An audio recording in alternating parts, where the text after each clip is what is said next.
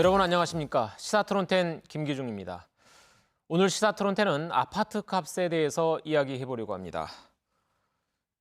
지난 2분기에 전국의 아파트 값이 최근 5년 동안 가장 큰 폭으로 떨어졌습니다. 하지만 광주와 대구 등은 오히려 올랐는데요. 대출 금리도 오르고 세금도 오르면서 전국적으로 아파트 값이 안정기에 접어들었는데 왜 광주의 아파트 값만 올랐을까요? 광주의 아파트 값은 왜 오르는 것인지 또 앞으로 어떻게 되는 것인지 살펴보도록 하겠습니다. 먼저 함께 해주실 분들 소개합니다. 대한주택건설협회 광주전남도회 신수희 사무처장 나오셨습니다. 안녕하십니까. 네, 호남대학교 대학원 부동산학과의 정상철 교수 나오셨습니다. 안녕하세요. 네, 광주대학교 부동산학과의 김윤서 교수 나오셨습니다. 반갑습니다. 네, 박태호 공인중개사 나오셨습니다. 안녕하십니까. 네, 광주의 아파트 값이 왜 이렇게 올랐는지부터 이야기를 해보려고 합니다. 박태호 공인중개사께서는 현장에서 아파트 매매 이런 거래를 많이 하시죠. 광주 아파트 값 실제로 얼마나 올랐는지요? 우리 지역 아파트 최근에 많이 오른 거 사실입니다. 올해 상반기에 광주 지역 아파트 시세는 2012년 대비 35% 정도 올랐습니다. 2015년과 16년도에는 평균 한 10에서 15% 상승했고요. 특히 남구와 북구, 광산구 같은 경우는 15에서 19% 상승했습니다. 남구의 대표적인 단지들 같은 경우는 2016년 평균 가격이 전년 대비 최대한 22% 가까이 오르기도 했습니다. 2017년도에는 이제 2년 연속 오른 거에 대한 좀 피로감, 그다음에 정부 규제 때문에 5개구 모두 평균 1%에서 3% 상승했습니다. 전년도까지는 광주 5개구가 동반 상승을 했다면 올해부터는 조금 달라졌습니다. 동구 같은 경우는 전년 대비해서 마이너스 2% 기록하고 있고요. 남구는 6월 현재 전년 대비 13% 정도 상승한 단지도 있습니다. 해당 단지 같은 경우는 지금 분위기라면 올해 25% 정도 추가 상승할 것 같습니다. 네. 이 아파트 가격이 불과 1년 사이에 15%, 20% 이렇게 올랐다는 건 굉장히 크게 올랐다는 건데요. 네. 이런 집값뿐만 아니라 전세값도 전국적으로 하락세를 보이고 있는데 광주만 유독 오르고 있다면서요. 전세값 네. 얘기도 좀 해주시죠. 우리 지역과 수도권 일부 지역만 지금 오름세입니다. 우리 지역에서도 전세 공급이 원활하지 않거나 거주 조건이 굉장히 좋아서 선호하는 지역들 중심으로 오르고 있는데요. 대부분 아파트 전세 가격은 매매 가격에 후행하거나 함께 갑니다. 그래서 2016년도, 그러니까 15년도, 16년도에 아파트 가격이 폭등하는 시절에 전세 가격도 똑같이 상승을 했고요. 17년도에 1%에서 3% 정도 상승을 마쳤습니다. 올해 같은 경우는 지금 동구를 제외한 모든 지역에서 2에서 19% 정도 상승을 보여주고 있고요. 남구와 광산구 같은 경우가 2015년, 16년, 2년 동안에 매년 한 14%에서 18% 정도 높은 상승세를 보여주고 있습니다. 전세값이나 이렇게 아파트값이 오르고 있는데 이게 이제 문제가 지금 양극화되는 그런 모습을 보이고 있는 것 같아요. 광주도 서울처럼 이제 집값이 좀 지역별로 많이 차이가 나게 되는 건가요? 예. 자본주의 경제 발전을 하면서 이 양극화가 심해지게 되지 않습니까? 그래서 선진국으로 갈수록 그런 현상들이 좀 두드러지는데 이 주택 시장에서도 그런 현상들이 나타납니다. 우리 광주에 지금 현재 그런 현상들이 두드러지게 보이고 있다. 저는 그러할 만한 이유를 찾는다면 2006년에 주택가격 지수를 100으로 봤을 때 2009년까지 4년 동안은 물가 상승률 정도 약 10% 내외 이런 정도 상승이 됐는데 2010년부터 2016년 상반기까지 약 70%가 상승이 됐어요. 그런 후에 이 주택 가격이 좀 조정 국면으로 가지 않을 거냐. 2010년 후반부터. 그런데 2017년, 18년 현재까지 지속적으로 오르는 그리고도 큰 폭으로 오르는 지역이 있는가 하며 보합 내지 하락을 가는 조정 국면에 가는 부분이 있습니다. 그래서 이 원인이 무엇이냐고 볼 때 결국은 이 소득 상위 계층들의 움직임이 어떻게 되느냐 하면은 첫 번째, 자기들이 가고 싶은 지역으로 간다. 네. 두 번째, 가격이 높아도 브랜드 파워가 있는 데로 간다. 세 번째, 이 최근에 신축 건물이면서 고급 아파트로 간다. 그러면서도 2010년 이후에 가구 분할을 어떤 정책 변화에 강조하면서 이 대형 공급을 기피하는 현상이 있었습니다. 건설사들이. 그런데 이 대형 평형으로 막 가고 있습니다. 그러면서 그런데 큰 폭으로 상승을 하고 있습니다. 그것은 결국 국부적으로는 하락을 하는데 그리고 보합세인데 국부적으로 큰 폭으로 상승한다. 그것은 결국은 소득 상위 계층들의 움직임. 그래서 주택의 양극화가 확실히 일어나고 있다. 네. 이렇게 말씀드릴 수가 알겠습니다. 있겠습니다. 이렇게 양극화되면 집을 사려는 실수요자들에게는 이게 굉장히 집을 사는데 어려운 장애로 작용을 할 것 같습니다. 집을 사려고 돈을 모으고 있지만 이렇게 집값이 큰 폭으로 상승하는 게 어려운 일인데요. 근데 도대체 광주 집값 왜 이렇게 오르는 것인지, 전국적으로 안정기에 들었는데 광주만 오르는 것인지 궁금합니다. 그 주택건설협회에서 나오셨죠? 신수희 사무처장님. 어떻게 원인을 보시나요? 저희들이 봤을 때는 뭐 다른 타 지역, 일테면 뭐 6대 광역시라든지 그 가까운 지역에 비교해 봤을 때 가격이 뭐 그렇게 많이 올랐다라고 하는 것에 뭐 동의는 하기 어렵고요. 뭐 양극화 현상 이런 부분들은 광주 지역뿐만의 문제가 아니라 전국 어떤 그 도시든지 그런 현상들은 다 같이 공통적으로 가지고 있다. 저희들은 그렇게 봅니다. 이거는 이제 그 서울 같은 지역에는 역세권이라든지 한강 조망이 되는 지역, 또 주요 업무 이런 그 시설들을 가지고 있는 그 도시 인프라 기능들을 가지고 있는 그런 지역 위주로 해서 일대 강남 사구라든지 그 가격을 상승하는 것이고, 광주도 이런 그 정주 여건들이 기존에 이제 10년 이상 택지개발이 그 완료된 시점에서 뭐 봉선동이라든지 수안 지역 이런 지역을 중심으로 해가지고 광주 지역의 가격을 조금 그 견인하는 그런 그 일부 효과는 있었지만, 이런 것들은 뭐 신구 도심 간의 편차가 뭐 벌어질 수밖에 없는 것이고, 그 다른 지역에도 공이 적용되는 그런 문제다. 저희들은 이제 그렇게 보고 있습니다. 가격을 견인하는 걸로 이렇게 보시면 네. 그래서 이제 잠시만요. 단지들 간의 뭐 차이, 또 구도심과 신도심 간에 그런 그 당연히 발생되는 그런 정도의 차이다. 저희들은 그렇게 보고 있습니다. 크게 오르는 걸로는 보시지 않는 거군요. 저는 첫 번째 이유는 아까 양극화 현상이 가격 상승을 견인했다. 그것은 기본으로 갔고요. 또 다른 이유가 있다면 우리 광주광역시가 갭 투자자, 그러면 갭 투자자라고 하면은 금융 대출을 일으키고 전세금을 갖다가 가지고 자기 돈은 적게 투자를 해서 차익의 이득을 보는 그런 투자자들이 정말 우리 광주에 투자할 수밖에 없는 그런 여건이 되어 있습니다. 자, 왜 그러냐면 우리 광주는 지금 수도권 그리고 6대 광역시 그리고 세종시, 제주도 이 비교해서 가장 집값이 지금 올랐다 해도 싸고, 그다음에 전세가 비율은 가장 높습니다. 그러니까 그런 투자자들이 아주 쉽게 접근할 수 있다. 그다음 두 번째, 거기에 또 하나를 갖다 추가한다면은 지금 작년 우리 파리 주택시장 안정화 대책이지 않습니까? 그때 40개 조정구역을 발표하면서 거기에 대한 정책 목표와 대안을 만들었거든요. 근데 우리 광주는 좀 제외되어 있습니다. 그렇기 때문에 우리 광주가 참 그 투자하기에 좋은, 그래서 이런 지역이 됐기 때문에 네. 우리 광주 집값이 다른 데보다 오를 수밖에 없었다. 알겠습니다. 저는 이렇게 정리를 하고 싶습니다. 그러니까 갭 투자 등 여러 가지 부동산 투자하는 수요가 많다는 거하고 파리 부동산 대책에서 제외되면서 또 투자가 많아졌다. 이런 투자가 많아지는 것들이 부동산 가격 올린 거 아니냐, 이렇게 분석을 하셨고요. 김수 교수님 어떻게 보시나요? 우리 지역 광주 지역은 아파트 미분양 사태 이후에 건설사들의 신규 공급이 한 3년간 없었습니다. 네. 그에 따른 신규 아파트의 니드가 굉장히 강했었거든요. 네. 그것을 견인하는 이유가 여러 가지가 있었지만, 물론 신혼부부들의 신규 아파트에 대한 필요도하고, 그리고 기존 살고 있는 사람들도 신규 아파트를 굉장히 좋아합니다. 네. 물론 새 것이 좋다라고 네. 생각을 하기 때문에 그런데요. 우리 광주 지역은 2015년을 기점으로 인구는 줄고 있거든요. 네. 그러나 세대 분리를 통한 1인 가구 증가와 또 주택 그 수요와 밀접한 그런 세대들이 굉장히 많이 나타나고 있거든요. 그리고 또 빛가람 혁신도시, 네. 이전에 온 공공기관 이전 기관자들과 기업을 유치하기 위해서 기업인들이 많이 이쪽으로 계속 왔어요. 이주하는 거죠. 이주해서 왔기 때문에 그들이 단지 혁신도시 안으로 들어간 게 아니에요. 주변에 가까운 진월지구라든지 봉선지구라든지 효천 1지구, 2지구 이런 곳에 많이 알겠습니다. 자리하고 있었기 때문에 김 교수님의 얘기를 들어보면 신규 아파트를 선호하는 현상이 계속 있고 그다음에 혁신도시 이주가 지금도 계속되고 있다는 거고요. 그다음에 인구는 2015년 이후 줄고 있지만 세대가 계속 나뉘면서 여러 가지 수요가 계속 있었던 것을 원인으로 지금 보시는 것 같습니다. 박태호 중개사님은 어떻게 보시나요? 왜 올랐을까요?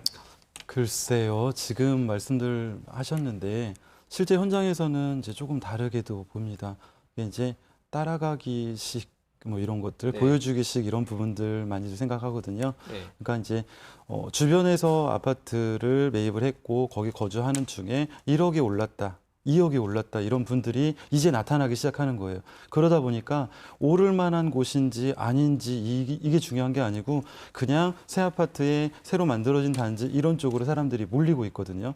근데 이제 이런 거죠. 내가 이곳에 가서 벌 수 있을지 없을지 모르겠지만 주변 사람들이 다 벌었다고 하니까 지금 따라서 움직이는 경향들도 있지 않나 이렇게 보여집니다. 약간 바람을 타는 거군요. 올랐다고 그렇다고 하면 봅니다. 이제 묻지마 투자식으로 네, 따라가는 네. 그런 경우들이 많이 있다는 거고요. 호가가 매가를 만들어내거든요. 네. 그러니까 주변 사람들이 3억대를 찍을 때 옆집에서 3억을 치면 시세가 2억 5천일 망정 나도 그것에 따라가야 돼요. 그렇다 보면 내 집은 3억이 안 되더라도 2억 8천은 받아야 된다는 그런 심리가 굉장히 강하게 작용을 했어요. 그래서 부동산 매물이 팔릴 때까지 그 가격을 유지할 때까지 기다리는 거예요.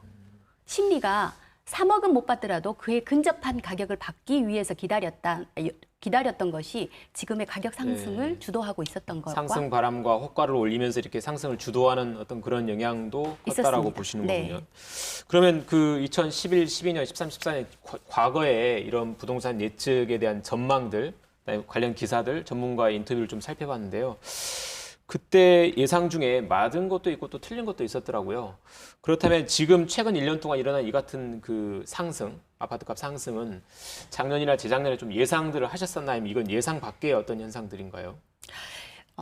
제가 경험하기로는요. 네. 2016년도에 자꾸 물어봤습니다. 사람들이. 가격이 떨어질까요? 네. 과거의 기준을 통해서 우리가 답습한 사례가 있어서 2016년도쯤이면 가격이 조금 하락하지 않을까요? 라고 네. 대답을 했었습니다. 그런데 지난 정부에서 금융 풀었죠. 전국 우리가 아파트, 부동산 모든 규제를 다 풀었습니다. 네. 금리가 떨어지고 규제가 풀리면 누가 움직이냐면요. 투기 세력들이 가장 먼저 네. 움직입니다. 그렇다 보니까 저희가 예상하지 못하는 시점까지 와 있는 거예요. 거기에다가 수요가 그만큼 또 받쳐줬던 거고 아무래도 우리 아파트, 광주 지역 아파트 가격이 타 지역에 비해서 조금 낮다 보니까 지금도 투자할 수 있는 여력이 있다고 생각하는 수요 세력들이 굉장히 많이 있습니다. 지난 정부의 부동산 정책도 어느 정도 지금까지 영향을 미쳤다라고 보시는 것 같고요. 네. 요즘에 그 아파트 분양을 광고하는 현수막이 길거리에 많이 눈에 띄는데요. 이게 약 10년 전에 2008년 경제 위기 때 광주의 미분양 아파트가 뭐 10,000세대를 넘고 이런 상황들이 있었잖아요. 그때처럼 또 앞으로 미분양이 늘어나는 거 아니냐 이렇게 궁금해하는 사람들도 있는 것 같습니다. 박태호 중개사님, 좀 미분양이 좀 많은 건가요? 어떻습니까? 실제로 이제 사무실에 오시는 분들이요. 아유, 프랑으로 도배를 해놨어.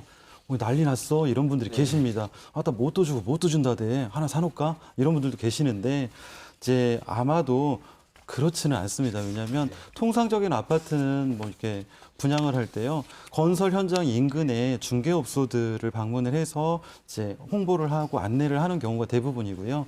아마 이제 유심히 보시면 길거리에 붙어 있는 풀항들은 도시형 생활주택이나 네. 아까 우리 교수님 말씀하셨던 아예 소규모 100세대, 150세대 그래서 뭐 이건 청약이라고 할 수 없을 정도의 이런 곳들이 아니면 통상 이렇게 현수막 광고를 할 이유가 별로 없거든요. 네. 그래서 아마 보셨던 이런 부분들은 오피스텔, 그다음에 도시형 생활주택, 네. 그다음에 지역 주택조합 같은 것들 홍보하는 현수막이었을 가능성이 높고요. 네, 그렇군요. 시민들이 보시기에는 와, 다 아파트니까 미분양이 막 많은 거 아니야? 야, 회사 보유분도 있다는데 뭐 이런 분들 계시는데 그 정도까지는 지금 아닙니다.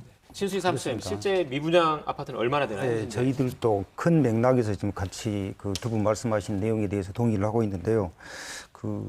그동안에 우리가 그 2007년도에 네. 수안지구라든지 이렇게 대형 단지에 미래에너지식 공급을 하면서 겪었던 그 학습 효과가 있습니다. 그래서 지금은 그 주택 건설을 공급하는 회사들이 자체적으로 지금 미분양이 좀 적체되어 가고 있다. 그러면은 수급 조절을 하고 또 이 공급이 부족하다 그러면은 그때 이제 공급량을 늘리고 하는 그런 그 기능들을 충분히 발휘를 하고 있는데요.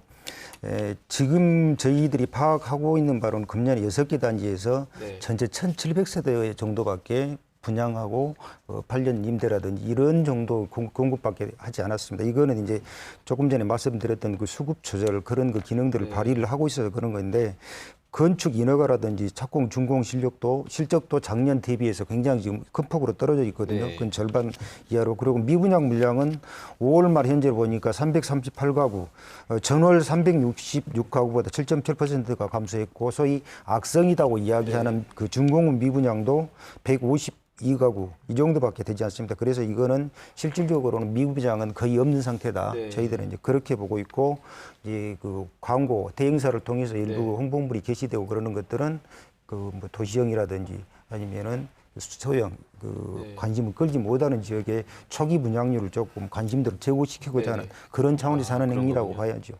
그러니까 기본적으로 건설사들이 지금 많이 안 짓고 있고 또 준공 미분양도 152호 정도면 거의 미분양은 미미한 수준이다 이렇게 보면 되겠네요. 그렇다면 이제 미분양은 좀 그 미미한 수준인 것 같고요. 분양가는 최근에 좀 많이 올랐던 것 같은데요.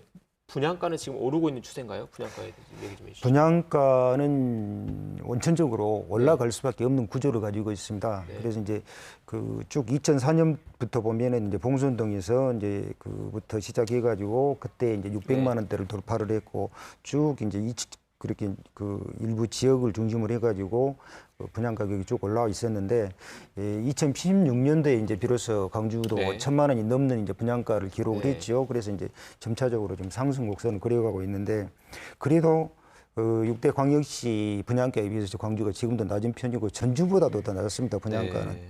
그리고 이제 조금 전에 신규 분양 아파트는 공급 가격이 올라갈 수밖에 없는 구조를 가지고 있다 말씀드렸는데 지금 우리 그 중개사님들 나와 계시고 부동산 전문으로 하시는 교수님들 나와 계시는데 땅값이 굉장히 지금 광주 지역에 올라 있습니다. 네. 그 상상 이상으로. 그래서 이제 아파트 공급의 가장 주된 원재료가 택지 땅이죠. 아니겠습니까? 예. 땅이죠. 거기 절대적인 비중을 차지하니까. 그래서 이제 땅값이 너무 올라버리다 보니까 여기에 이제 뭐 인건비라든지 자재비도 매년 네. 이제 상승이 되는 거고. 여기 기술 개발이라든지 원가 절감 네. 노력을 업체에서 자구적인 노력을 하는 것도 한계가 있을 수밖에 없거든요. 그래서 네. 이제 이런 외부적인 기초적인 요인들 때문에 분양 가격이 계속 상승할 수밖에 없다. 그렇군요. 예, 그런 구조를 가지고 있습니다. 그러니까 잠깐 좀 정리할게요. 그러면 광주의 땅값이 지금 오르고 있고 그다음에 인건비나 자재비도 오를 수밖에 없기 때문에 앞으로 분양가도 계속 오를 가능성이 높다는 말씀이신 거죠. 예, 정 교수님. 그 말씀에 좀 보충해서 예. 뭐 다 하신 말씀인데 우리 한국은행 데이터를 보면은 통화량 증가를 저는 근거를 들고 얘기를 좀 드리고 싶은데 네. 약 10년간 데이터를 보니까 전년도보다 다음 해에 통화량 증가가 어느 정도 됐냐면 평균 6.5% 이렇게 나옵니다. 네. 그럼 통화량의 증가라는 것은 결국은 어떤 얘기냐면은 화폐 가치를 떨어뜨리고 있다는 것입니다. 화폐 가치를 떨어뜨리는 것은 물가 상승률로 가는 거거든요. 그러면 주택 가격의 가장 핵심 요소가 토지입니다. 토지 가격입니다. 그러면 이 토지 가격도 상승할 수밖에 없는 구조를 갖고 있다.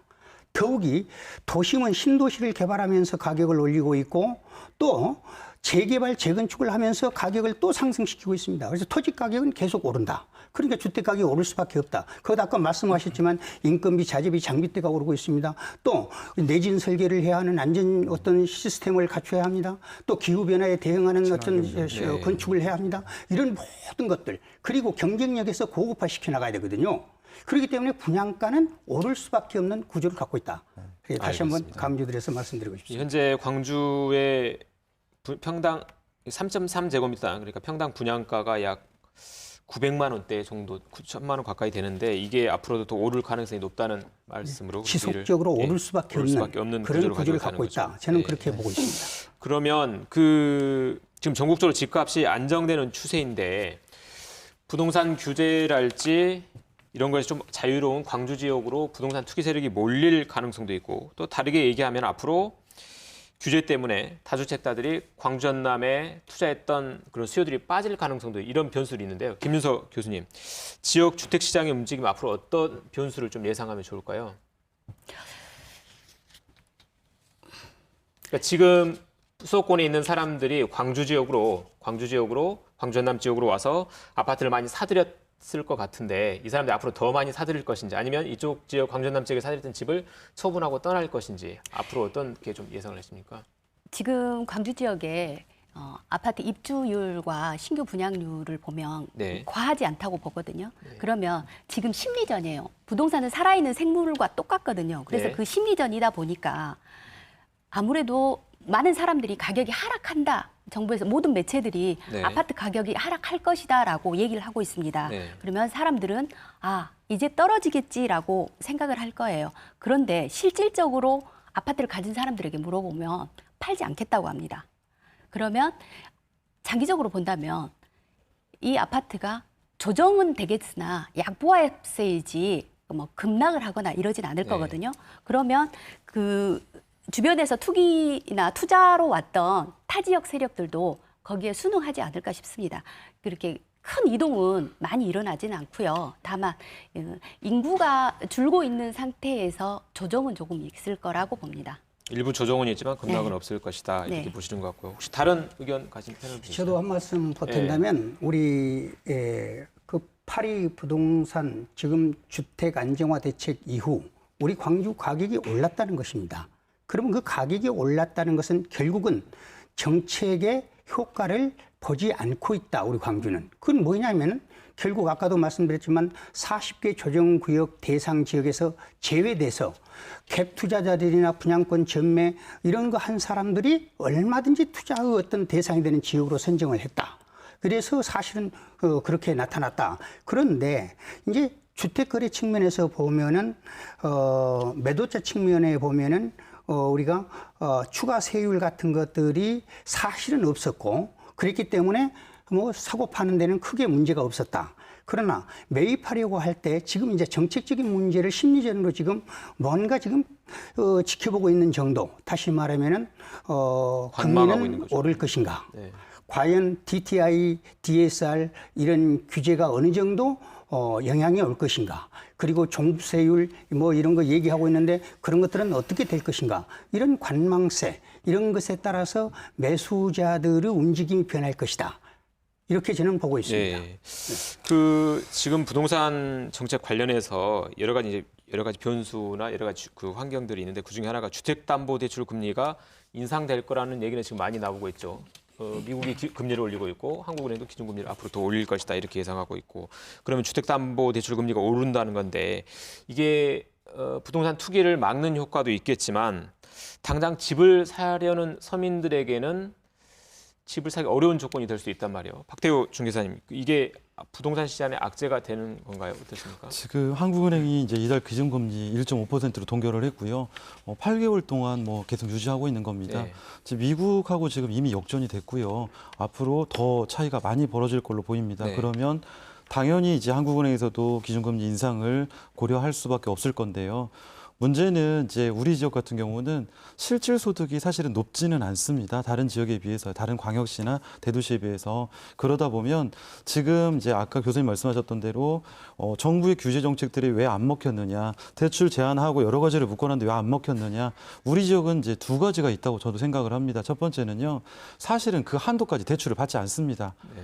대출 원리금 계산을 하면 그 돈을 도저히 갚아낼 장신이 없거든요.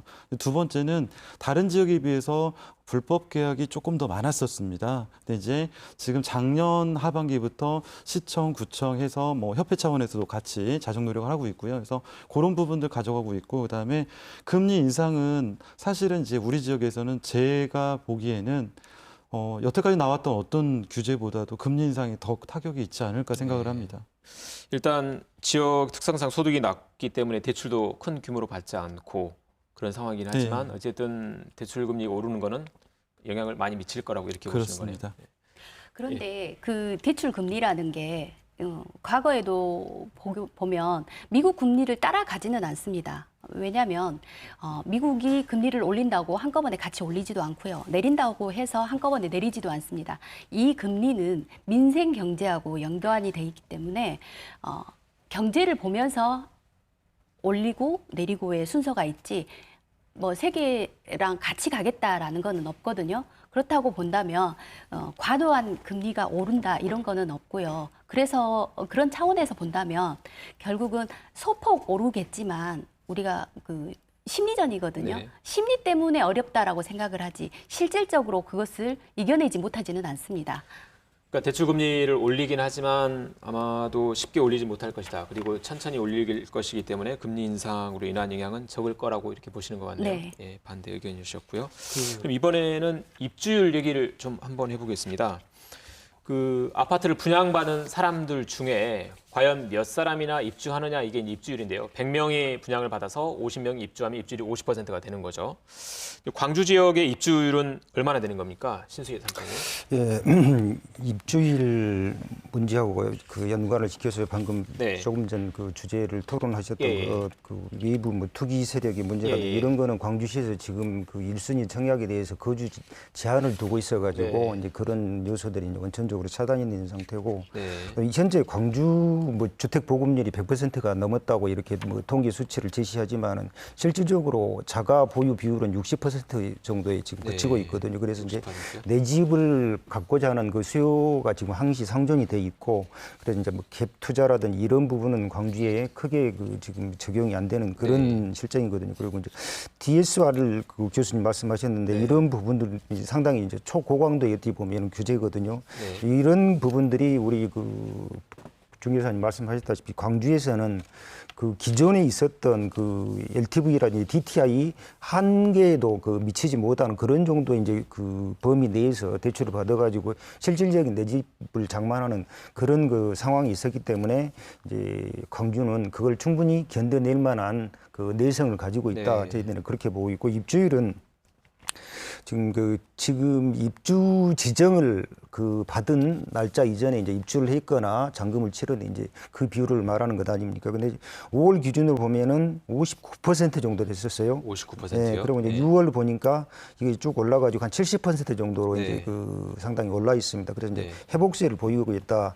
이렇게 저희들이 이제 그 통계를 가지고 있는데 미입주 사유를 이제 크게 네 가지로 보면은 네. 잔금 대출을 미확보가 됐다든지 기존 주택에 대한 매각이 지연되고 있다든지 또 그 세입자를 구하지 못했다든지 네. 또 전매 대상자를 그 확보를 못했다는 이런 거 크게 네 가지로 분류를 하고 있는데 이제 지금 현재 쭉 회복세가 되고 있다는 이야기는 이런저런 그 여러 가지 문제들이 같이 해소가 되고 있다. 저희들이 이제 그렇게 보고 있습니다. 그래서 이제 염려하는 것은 이제 주택 부동산 경기가 위축되어 가지고 더 입주율이 떨어진다든지 다른 그 전방위적인 연관 산업에 미치는 효과가 크기 때문에 이런 부분들을 정책적으로 그 거시적인 차원에서 이 경제 정책을 다뤄야지 네. 어느 일정한 한 부분만 보고 그 네. 경제 정책을 다뤘으면은 그 결코 안 된다. 탄력적인 그 투 트랙이 꼭 필요한 지금 시점이다. 그 경제 정책을 면밀하게 보면서 이걸 네. 검토하고 조정을 알겠습니다. 해야 된다. 저희들은 이제 그렇게 네.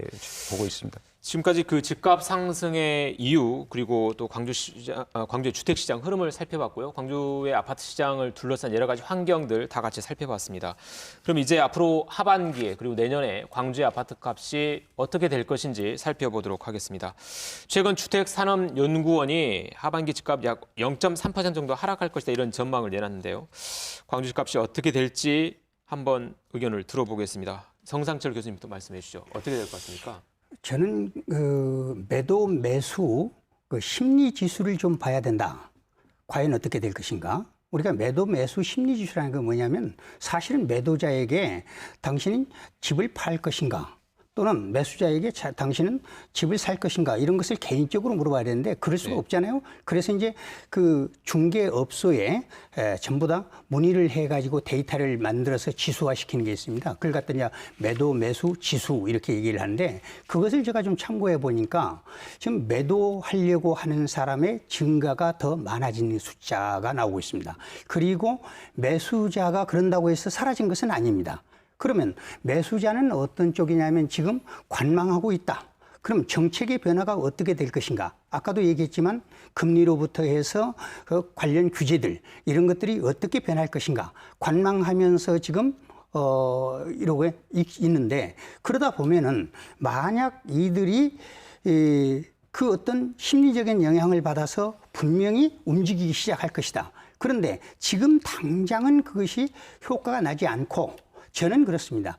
아직은 온기가 좀 그대로 가다가 내년 이사철이 또 돌아오거든요. 그러면 내년 2, 4, 7 정도까지는 그대로 온기가 좀 있을 것 같다. 그렇지만 내년 후반기부터 여름부터는 그 효과가 좀 나타나지 않을까.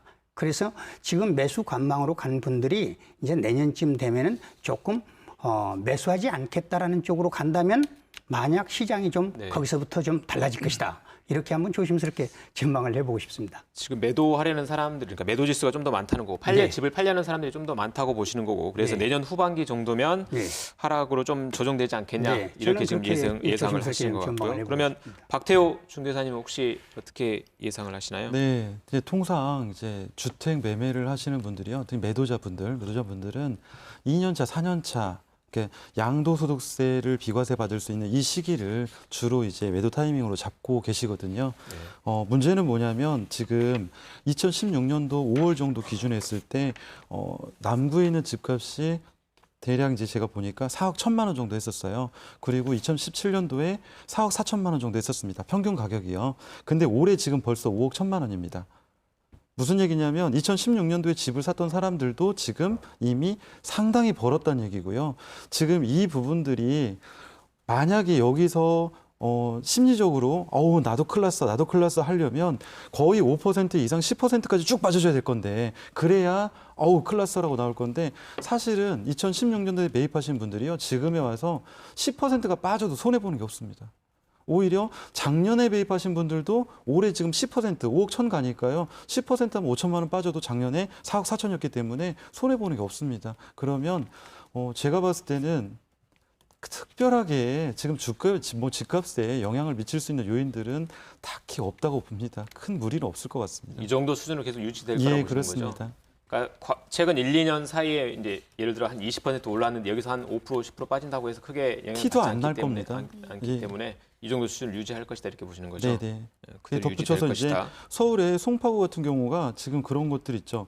124제곱미터짜리가 실제로 2016년도에 한 14만 5천만 원에 팔렸어요. 네. 근데 지금 로얄층이 올해 23억에 팔렸거든요. 그러면 아까 말씀드린 대로 지금 손실을 날 게 없어요. 그냥 조금 더 기다리더라도 더군다나 지금 정부에서 지금 부동산 규제 정책을 되게 엄격하게 쏟아내고 있는데 대부분 어떤 표현들을 하시냐면 팔아야 돈이지라는 말씀을 하시거든요. 그리고 우리 지역 같은 경우는 종부세 아무리 때려봤자 기준시가 6억짜리인데요. 사실은 몇몇 지역 빼고는 한 채 갖고 있는 사람들 종부세 전혀 상관없거든요. 그래서 저는 개인적으로는 요 정도 상태를 유지하거나 하반기 들어가면 소폭 상승하지 않을까 이렇게 생각을 하고 있습니다. 알겠습니다. 그대로 유지하거나 하반기에 상승할 가능성도 있다는 말씀이죠. 김윤석 교수님은 어떻게 예상하십니까? 한국은행 기준금리가 소폭 상승을 했습니다. 그래서 사람들의 심리가 부담스러워하는 생각은 가지고 있어요. 그러나 실질적으로 물어보면 매물이 없습니다. 선호 지역 자체는 매물이 없고 오히려 더 매수세는 있거든요.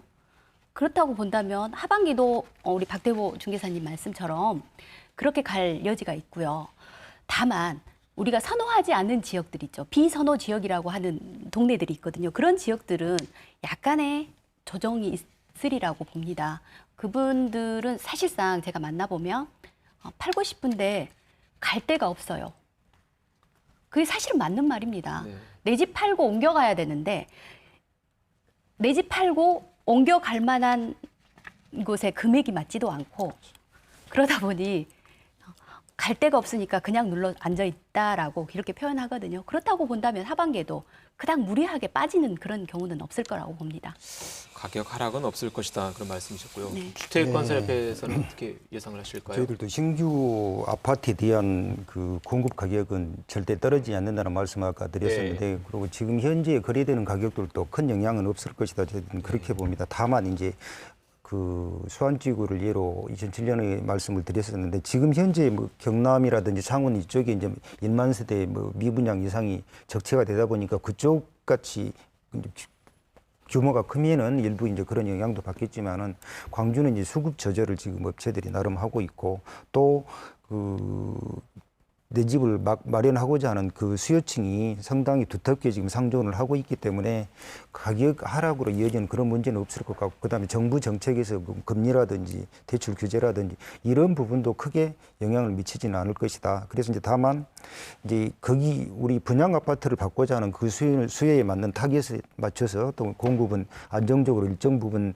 그 되어야지 이것이 그 선행적인 연착륙이 될 수 있거든요. 그래서 자칫 그것이 그 구도가 깨지는 그런 그 문제가 되어서는 안 되겠다는 그런 염려를 하고, 또 그 행복주택이라고 정부 주도로 지금 하고 있는 것들은 그 단위 세대당 면적이 너무 협소해요. 그래서 이제 거기를 상당히 기피를 하고 있는데, 지금 민간에서 공급하고 있는 그 기업형 8년 임대주택이라는 좋은 제도가 있거든요. 작년부터 꾸준히 공급들을 많이 하고 있는데, 이런 것들을 활용해서 또 그 우선 그 안정적으로 8년 동안 거주하다가 그때 이제 그 내 집을 마련할 수 있는 이런 좋은 그 제도라든지 그 이 시스템이 있습니다. 그래서 이제 이런 것들을 활용하고 그러면은 집값 안정된 그런 그 집값을 유지하면서 또 전체적으로 그 지역 경제도 큰 무리 없이 이렇게 유지할 수 있는 그런 그 정책들도 있으니까 잘 활용할 수 있는 그런 방법도 되겠다 생각을 합니다. 집값은 이대로 안정될 것으로 보시는 것 같고요. 8년 임대주택을 활용하는 방법도 있다고 조언을 해주셨고요. 덧붙일 말씀 있으신가요? 아파트 공급량이 문제가 돼서 시장에 영향을 놓는다. 사실은 2006년 수안지구 아파트 공급을 대거 11개 업체가 동시에 분양을 시작했거든요. 그러면서 공급량이 지나치게 높았습니다. 네. 근데 그런 문제점이 없다면 지금 같은 정도에서 공급량 가지고 영향이 오는 게 아니고, 저는 수요자들의 정책 심리가 정책에 그 영향을 받으면서 어떤 심리로 가느냐, 여기에 관건이 있다. 지금 정도에서는 그렇게 저는 보고 싶습니다. 공급보다는 심리에 영향을 더 받을 것이다 이렇게 보시는 거네요. 그래서 뭐 시장이 조금 달라지지, 지금의 공급량 가지고 우리가 뭐 이게 가격이 높네 낮네를 얘기할 수가 없다. 저는 그렇게 얘기를 드립니다. 우선 그러면 그 공급량 먼저 얘기를 좀 들어보고 갈까요? 실제 아파트 공급 예정 계획이 어떻게 됩니까? 실제 공급이 많이 있는지 아니면 없는지 어떻게 궁금하네요. 지금 아파트 공급이 매년 적정 공급량이 광주 같은 경우에도 10,000세대 정도는 유지를 해줘야 됩니다. 그래야 지금 재개발, 재건축이라고 하는 소위 그 도시 그 정비 사업을 통해서 이주하는 그런 이제 그 세대들 있고, 또 그 단위 세대 분할 이런 것들까지 다 감안했었을 때는 10,000세대 정도가 안정적으로 공급을 해야 되거든요. 그래서 이제 그 선제적인 그런 안전장치가 그래야 되는 것인데, 지금 금년 같은 경우에는 5,000세대도 미치지 못하게 돼 있어요. 그러면 이제 벌써 자칫 잘못하면 수급에 불균형이 생기거든요. 그래서 이제 오히려 지금 염려하고 있는 광주의 분양가가 지금 그 너무 높아지고 있는 거 아닌가가 아니라, 그때 되면은 이게 돈이 있어도 집을 못 사는, 오히려 지금 염려하고 있는 것에 반대되는 현상이 나올 수도 있다. 저희들은 그렇게도 봅니다. 네. 김윤수 교수님, 더 덧붙일 말씀 있으신가요? 사실 아파트 가격은 수요가 주도하는 게 아닙니다. 공급이 주도하거든요. 네. 아파트 공급량에 의해서 가격이 형성이 되는데, 말씀처럼 아파트 공급량이 그다지 많지 않습니다. 앞으로도 그렇게 많지 않아요. 왜냐하면 건설사들이 신규 아파트 짓겠다고 하는 내용을 나타내질 않고 있습니다. 숨죽이고 있는 거죠. 이미 답습한 결과거든요. 확보한 택지가 네. 없어요, 지금. 그리고 건설사들을 보면 땅을 살려고 굉장히 노력을 해요. 거의 물어봐요. 땅이 있느냐. 그리고 중개사님들도 거의 땅을 찾으러 돌아다니시거든요. 그렇다고 본다면 실질적으로 재개발, 재건축, 지역주택조합을 빼놓고 신규 택지 지구에 들어갈 아파트가 없습니다. 그렇다면 눈을 돌릴 수 있는 것은 네. 재개발, 재건축밖에 없거든요. 그러다 보니까 빠른 공급이 나타나질 않는다는 것이죠. 네. 그러면 그 아파트 값이 이렇게 안정적으로 갈 가능성이 높다라고 말씀을 하셨는데, 실제 거주를 할 목적으로 아파트를 사는 거라면 괜찮지만, 지금 시세 차익을 얻으려고 혹시 대출을 받아서 사는 거는 위험하다고 봐야 될까요? 박대호 중개사님. 네, 지금 중도금 대출 규제가 지금 이번에 부동산 규제 정책에 다 네. 들어가 있거든요. 그래서 중도금 대출이 제대로 안 나오는 경우도 있고요. 그다음에 중도금 대출이 나온다 하더라도 보증 한도가 지금 줄어들어 있기 때문에 그 중도금 대출 규모만큼이 다 나올지도 의문스럽습니다. 그러다 보니까 지금 가장 중요한 거는 이제 지금 상태에서 내가 분양을 받으면 그냥 로또가 되는 이런 것보다는요. 일단은 이제 입지 조건이라든가 시공사의 브랜드, 그다음에 내부 구조 이런 것들 충분히 확인을 하셔야 될 것 같고요. 2015년, 16년도에는 사실은 분양권만 갖고 있으면 다 돈을 벌었습니다. 근데 17년도 조정기 거치면서 지금 18년도 이렇게 오면서는 이제 아까 우리 초반에 말씀하셨던 몰리는 곳과 이렇게 좀 기피하는 곳, 그다음에 몰리는 브랜드와 조금 거들떠보지 않는 브랜드, 이렇게 지금 다 나눠져 있기 때문에 오랫동안 분양권 투자를 좀 접해본 분이 아니라면 올해는 조금 신중하게 접근하셔야 될 것 같습니다. 신중하게 접근에 대한 말씀이셨고요. 주택시장 예측한다는 게 쉽지 않지만 지금 아마 시청자분들께서 가장 궁금하시는 게 전세에 사시는 분들은 전세를 계속 살아야 될지 집을 사야 될지, 또 집을 가지고 계신 분들은 집을 팔아야 될지 아니면 사야 될지. 물론 오른다고 생각하시는 분들은 매입할 것이고 떨어진다고 생각하시는 분들은 매도를 하겠죠. 네, 어쨌든 이 고민이 아주 깊을 수밖에 없는데 가장 궁금할 질문일 것 같으니까요. 한번 들어보겠습니다. 정살 교수님 어떻게 조언하시겠습니까? 집을 사야 할지 전세를 얻어야 할지 저는 집을 사야 한다고 생각을 합니다. 왜냐하면 집값은 결국 오를 수밖에 없는 구조를 갖고 있다. 그 구체적인 얘기를 다 할 수가 없어서 좀 아쉽습니다만은 그래서 집은 사는 것이 좋다. 그리고 전세를 얻은 사람은 결국은 손해다. 장기적으로 보면 그런 얘기를 드리고 싶고요. 집을 언제 사고 언제 팔아야 하냐면은 주택은 항상 사이클이 있습니다. 다시 말하면 상승 국면 또는 폭등 국면이 있으면 다음 예고 시장은 조정 국면이 옵니다.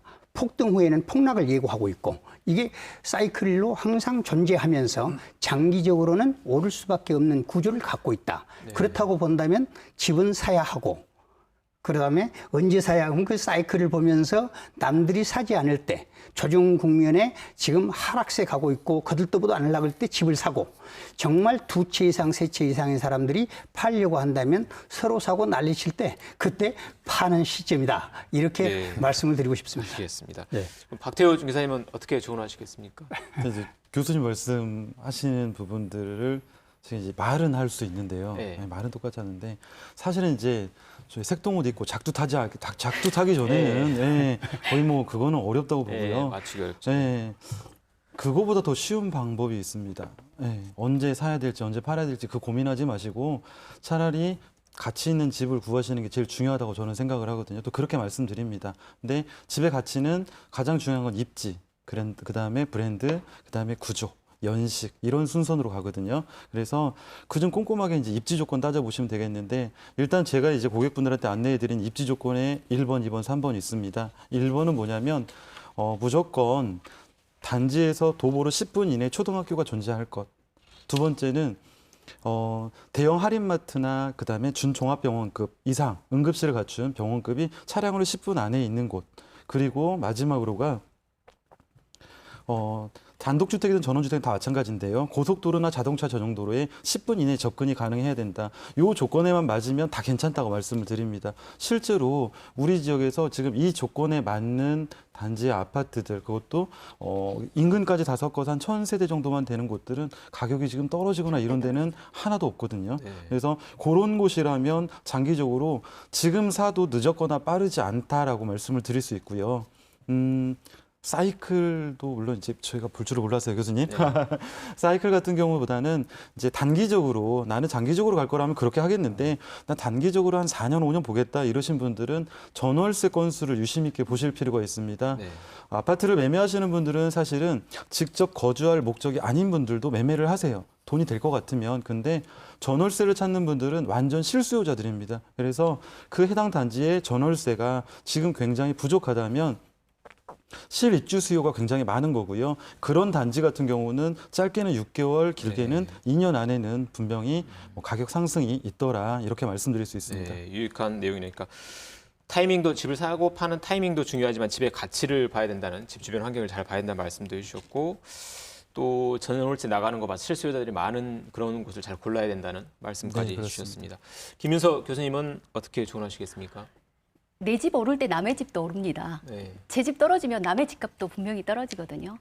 제가 말씀드리고 싶은 것은 1가구 1주택자라면 오르고 내림에 별로 연연해 하지 않아도 된다고 생각합니다. 네. 집은 한번 들어가서 단기간 1, 2년 살고 팔고 나오는 게 아니기 때문에 교수님 말씀처럼 계속 우상향할 것입니다. 가격은. 그러므로 제가 본다고 하는 것은 다만 다주택자가 생각했을 때 언제 팔아야 되느냐라는 그 시점이거든요. 그러면 정부 규제와 정책에 맞게 아파트를 가지고 있는 채수가 몇 채냐라고 따졌을 때 순서를 정하는 게 순서와 목표와 방향이 중요하거든요. 그래서 어떤 것을 먼저 팔 것인가, 그래야 세금에 유리할 것인가, 세 부담이 적은 것부터 팔아서 정리를 하는 게 옳고요.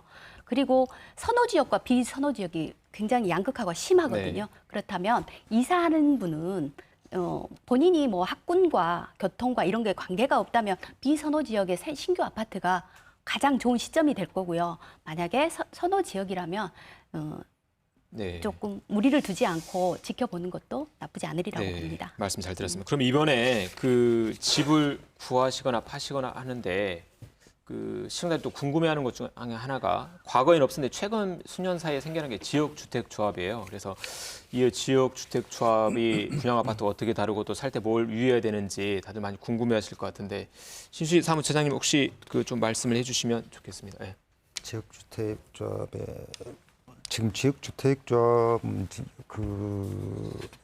한간에 염려했었던 그런 문제들 없이 그 지역주택조합을 통해서 지금 내 집 마련들을 많이 해가고 있지 않습니까? 그래서 네. 2011년에 4곳에 시작하고 현재는 뭐 40군데 정도 주택조합이 지금 활발하니 또 사업계획 승인을 지금 신청을 해놓고 있거나 승인을 받았고 또 조합 설립 인가를 받았거나 조합 모집을 하고 있는 그런 중에 있는데 그것이 대략 한 2,500세대 정도 돼요. 그래서 이제 이건 일반 시민들이 네. 그 최근에 보면 그 추가 분담금이 뭐 수천만 원씩 나와서 분쟁이 되는 것도 있던데 어떤 주의할 점이 있는지요? 그래 이제 그런 이제 그 2만 5천 세대 정도 되는데 다소 그 중에 이제 네. 일부 문제가 있는 그런 그 주택 아파트도 또 있는 것으로 알고 있으니까 그런데 이제 그 동안에 몇 년 전에 지역 주택조합이 처음에 도입됐을 당시에 그런 문제는 많이 이제 희석이 되고 나타나지 않고 있고 이제 금융 비용을 좀 줄이자 또 아파트 분양 가격을 조금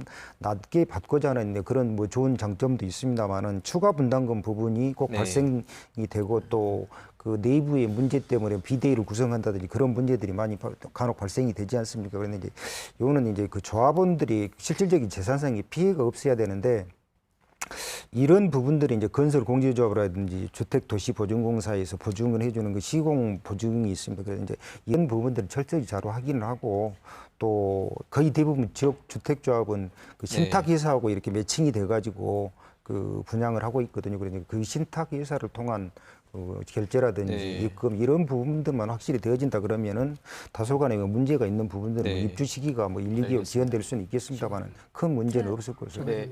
그 저희가 이제 시간이 약 4, 5분 정도밖에 남지 않아서 그 반드시 꼭 하나 짚고 넘어가야 될 것 중에 하나가 앞으로 이제 2년 뒤면 아마 민간공원 아파트가 많이 들어서게 될 텐데 이 부분 시청자들이 좀 많이 궁금해하실 것 같아요. 민간공원 아파트 굉장히 뭐 수천 세대 많이 들어서게 될 텐데 혹시 장기적으로 광주 부동산 시장에 좀 영향을 미칠 거라고 보시는지요, 김수희 교수님? 2년 후부터 시행을 하면 그때부터 분양 계획을 짜고 분양을 하고 입주까지는 앞으로 상당 기간의 시간이 필요하리라고 봅니다. 네. 그렇다고 본다면 공급 계획이 대략 우리 광주가 10,000세대 정도가 필요해 신규 공급이. 그렇다고 보면 한 해 한 해 지금 재개발 재건축도 활발하게 이루어지고 있고 지역주택조합도 굉장히 활발하게 이루어지고 있거든요. 근데 그게 한꺼번에 이루어지는 건 아닙니다. 차분하게 서로 눈치 경쟁해요. 그렇다고 본다면 공원에 이루어지는 대규모 단지라고 할지언정 그때까지 뭐 굉장히 큰 영향을 미치리라고 보는 것은 아니고요. 그것은 5년 후이기 때문에 큰 영향은 없을 큰 것이다 영향은 이렇게 보면 없고 되겠네요. 다만 네. 우리가 그것을 받아들일 준비만 네, 하면 될 알겠습니다. 것으로 봅니다. 시간이 약 3분 정도 남았는데요. 오늘 토론을 하시면서 미처 말씀하지 못한 부분이나 혹시 주택 매매를 고민하고 있는 분들에게 조언해 줄 분이 있으면 간단히 얘기를 듣고 마무리하겠습니다. 제가 한 예. 가지 드리고 싶은 것은 네. 우리 시청자들 위해서 아까 네. 지역주택조합 얘기를 했는데요.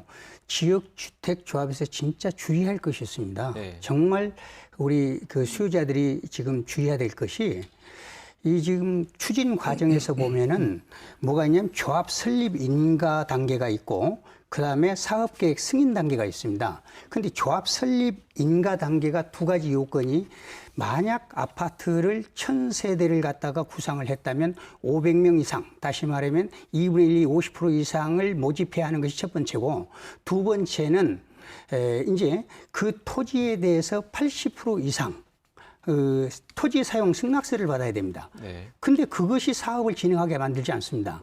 이제 정말 사업 계획 승인을 받으려면 토지가 실제 우리 지금 그 조합원들에게 95%까지 확보가 돼야 됩니다. 이 확보라는 것은 사용 승낙이 아니라 완전한 매입이 끝나야 됩니다. 토지 확보가 중요해요. 근데 이 처음에 이제 조합원을 갖다가 인가를 받아놓고 사업계획 승인을 받는다는 얘기 그 사이에 그 토지 소유자들 그리고 거기에 건축 소유자들 주택 있는 사람들이 2배, 3배로 높이 불러버립니다. 그래가지고 그 매입을 쉽게 못하게 합니다. 그러면서 네. 장기간 가버립니다. 여기에 문제가 있습니다. 그래서 항상 그것을 정확하게 매입 정도가 어느 정도 됐는가, 그렇죠. 약 한 80% 정도는 돼 가고 있는가, 계약서라도 써서 그런 것이 뭐가 진행이 되고 있는가를 명확하게 보는 것이 첫 번째입니다. 여기까지만 드릴게요. 토지 확보를 꼭 하게 해야 된다. 확인해야 된다. 그게 그 첫 번째 말씀이시고요. 주의할 점이어서 제가 우리 말씀드리고 박태우 있습니다. 중개사님이 아마 주택 거래 현장에 가장 많이 계시니까 마지막으로 조언하시고 싶은 말씀 해주시고 토론 마무리하도록 하겠습니다. 한 1분 정도 말씀해 주시죠. 알고 계셔야 됩니다. 그러니까 이제 조합주택이라는 부분도 마찬가지고요. 분양주택 같은 경우는 건설사에서 시행사에서 100% 다 책임지는 건데 조합주택은 사실은 조합이 책임지는 거고 조합은 조합원들의 집합체입니다. 그래서 이 조합에 가입을 하고 내가 이 조합을 통해서 주택을 마련하고자 한다면 내 집 일이다라고 생각하는 것보다 더 이상으로 열성적으로 관리 감독을 해야 됩니다. 정비법이 아무리 잘 돼 있다 하더라도 어차피 조합 내부 일까지 다 알 수는 없거든요. 그래서 가급적이면 조합주택 같은 경우는 꼼꼼하게 조합 운영에 대해서도 관여하시고 챙겨보셨으면 좋겠습니다. 네, 오늘 함께해 주신 네 분 모두 고맙습니다. 네, 우리에게 집은 어떤 의미일까요? 이렇게 더운 여름에는 햇볕을 피할 수 있고 또 추운 겨울에는 따뜻하게 쉴 수 있는 편안한 안식처입니다. 하지만 언제부턴가 집이 안식처가 아니라 돈벌이의 수단이 되고 또 서민들에겐 이루기 어려운 꿈이 되기도 합니다. 더러는 하우스푸어처럼 평생의 멍해가 되기도 합니다. 정부가 집값을 잡겠다고 합니다. 이 편안한 안식처를 더 많은 사람들이 누릴 수 있도록 하기 위해서입니다. 다음 세대에는 집 때문에 삶이 버거운 게 아니라 행복할 수 있도록 집의 의미를 한번 돌아봐야겠습니다. 시사토론회는 오늘 순서는 여기서 마치겠습니다. 늦은 시간까지 시청해주신 여러분 고맙습니다.